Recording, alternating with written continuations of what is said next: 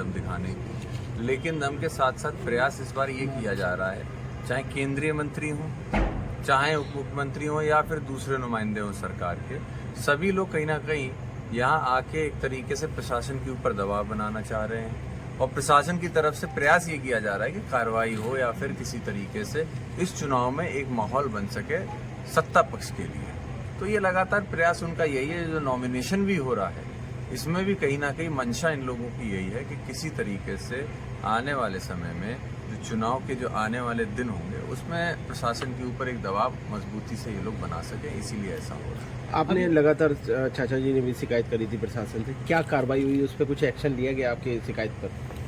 देखिए, हम लोगों ने चुनाव आयोग से शिकायत की थी और शिकायत हम लोग की जायज़ थी, जितनी भी घटनाएं थी उसको भी लेके की थी। और आज भी एक बड़ी घटना हुई बिसौली में, जहाँ पे थाने में लड़कों को जबरन पुलिस प्रशासन ने दबाव बना के बंद करने का प्रयास किया।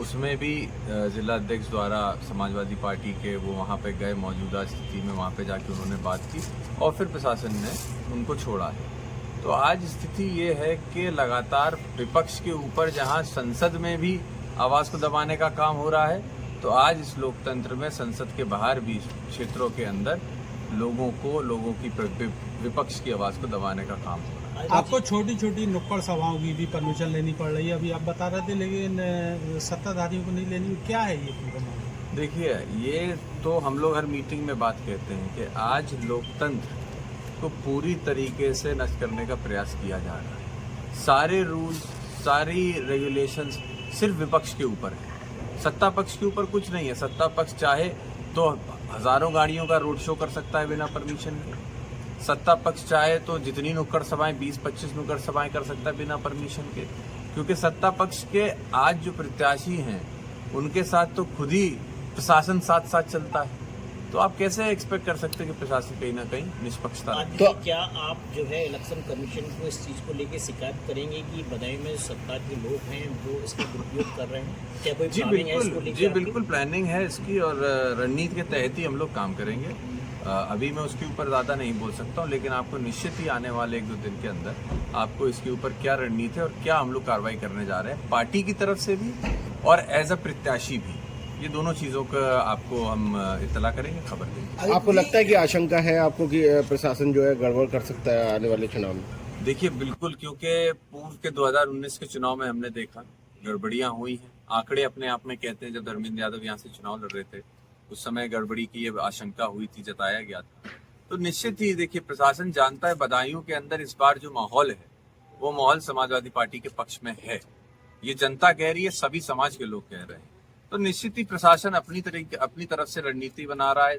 जो सरकार है वो अपनी रणनीति प्रशासन को दबाव देके अपनी मनमानी कराना चाहती है। तो निश्चित ही हमें लगता है कि हम सभी को, समाजवादी पार्टी के सभी कार्यकर्ताओं से मैं बस इतना अनुरोध करूंगा, कहीं भी हम लोगों को प्रयास ये करना है कि शांति से अपना हम लोग काम करें, लोकतंत्र पे विश्वास रखें। और लोकतंत्र में अपनी सबसे बड़ी ताकत है हमारा मत, हमारा वोट करके हम लोग जवाब देंगे। बाकी मैं समझता हूँ आदित्य, लगातार ईवीएम पे आपकी पार्टी की तरफ से निशाना साधा गया कि ईवीएम में कहीं ना कहीं गड़बड़ी, तो क्या लगता है इस बार भी ऐसा होगा? देखिए, मैंने आपसे पहले भी कहा कि हमें चौकन्ना रहने की जरूरत है। गड़बड़ियां कहीं भी हो सकती हैं और गड़बड़ियां पूर्व में भी हुई हैं। अब आज तो देश के सामने खुल ही चुका है। जब चंडीगढ़ में जो इलेक्शन हुआ उसमें क्या हुआ वो तो सबके सामने आ चुका है। तो ये चीज तो कैमरा होते हुए हुआ। अब आप समझ लीजिए, जहां कैमरे नहीं, जिन स्ट्रांग रूम को बंद कर दिया गया, सील कर दिया गया, उसमें क्या हो रहा क्या नहीं हो रहा किसी को नहीं पता। तो हम लोगों को चौकन्ना रहना होगा और समाजवादी पार्टी का कार्यकर्ता बूथ से लेके हर स्तर पे हम लोग चौकन्ने हैं और निश्चित ही हम लोग इस चुनाव में पूरी सतर्कता से काम करने वाले हैं। आदित्य भाई, क्या आपको लगता है कि भारतीय जनता पार्टी जो है मुद्दे की बात नहीं कर रही है और भ्रमित करने का काम कर रही है लोकसभा चुनाव में?